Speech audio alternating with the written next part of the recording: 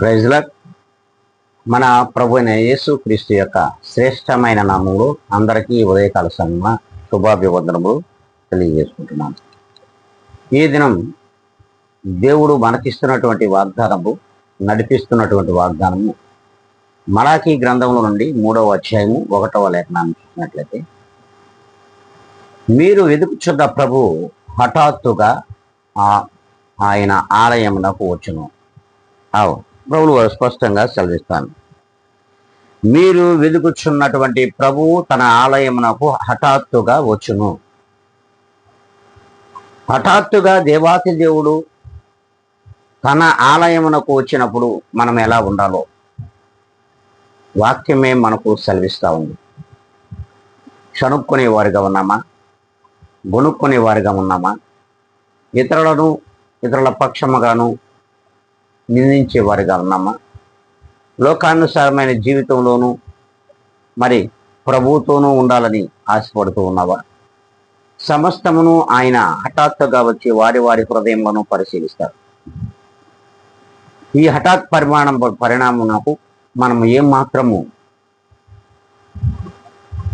ఎదురు చూడగలము? ఒక్కసారి దేవుని వాక్యంగా మనకు సెలవిస్తాము.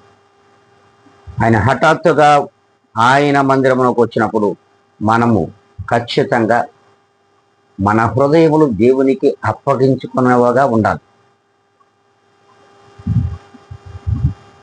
అటు లోకమునకు అటు దేవునికి మధ్యలో ఊగిసలాడుతుంటే మనం కూడా ఈ లోకంలోనే ఊగిసలాడుతుంటాం. దేవుని చెంతకు చేరము, దేవుని మనల్ని ప్రేమించరు. ప్రియమైన దేవుని బిడ్డలారా, ఒక్కసారి ఈ వాగ్దానమును అనుసరించి ఈ హఠాత్ పరిమాణానికి మనము తగు రీతిలో సిద్ధపాటు కలిగి ఉండాలి. అది దేవుడు తెలియజేస్తున్నారు. ఆలయములకు రావాలంటేనే క్రైస్తవులు చాలా బాధపడుతూ ఉంటారు. నామకే వాస్త క్రైస్తవులుగా ఈ లోకంలో జీవిస్తున్నటువంటి ప్రతి క్రైస్తవునితో దేవుడు మాట్లాడుతున్నాడు. నిశ్చయంగా ఈ రీతిగా దేవుడు తన ఆలయమునకు హఠాత్తుగా వచ్చినప్పుడు మనము ఏక మనస్సు కలిగి ఏక హృదయముతో దేవుని ప్రార్థించే వ్యక్తులుగా ఉండగలిగినట్లయితే ఖచ్చితంగా ఆయన కృప మన మీద నిత్యము నిలుచున్నది వాక్యం సెలవిస్తుంది.